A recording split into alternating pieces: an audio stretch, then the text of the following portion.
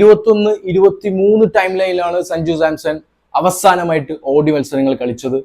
14 ഇന്നിംഗ്സിൽ നിന്ന് 510 runs, 56.66 batting average, ഒരു സെഞ്ചുറി, 3 അർദ്ധ സെഞ്ചുറികൾ. ആ ഒരു സെഞ്ചുറി ആണെങ്കിൽ സൗത്ത് ആഫ്രിക്കയ്ക്കെതിരെ.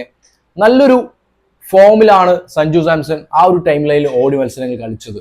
എന്നിട്ട് പോലും എന്തുകൊണ്ട് അതിനുശേഷമുള്ള ഓടി മത്സരങ്ങളിൽ സഞ്ജു കളിച്ചില്ല എന്ന് ചോദിച്ചു കഴിഞ്ഞാൽ അതിന്റെ ഫാക്ട്സ് ആയിട്ട് ഒരുപാട് കാര്യങ്ങൾ പറയാനുണ്ട്. കാരണം സാംസണിനെ സംബന്ധിച്ച് ഒരു ടോപ്പ് ഓർഡർ ബാറ്റ്സ്മാൻ ആണ്. അതുകൊണ്ട് ഒന്നുകിൽ ഓപ്പണറായി അല്ലെങ്കിൽ നമ്പർ 3 നമ്പർ 4 സഞ്ജു നമ്മൾ പ്രതീക്ഷിക്കുന്നത്. അങ്ങനെ സെലക്ട് ചെയ്യുന്ന സമയത്ത് വിരാട് കോഹ്ലിനെ, രോഹിത് ശർമ്മനെ നമ്മൾക്ക് ഒരിക്കലും മാറ്റി നിർത്താൻ പറ്റില്ല. കോഹ്ലിയും രോഹിത് ശർമ്മയും ഫിക്സ്ഡ് ആണ്. അത് ശേഷം പിന്നെ ഉള്ളത് ഗില്ല്, KL രാഹുൽ, ശ്രേയസ് അയ്യർ, ഋഷഭ് പാന്ത്, ഇഷാൻ കിസാൻ.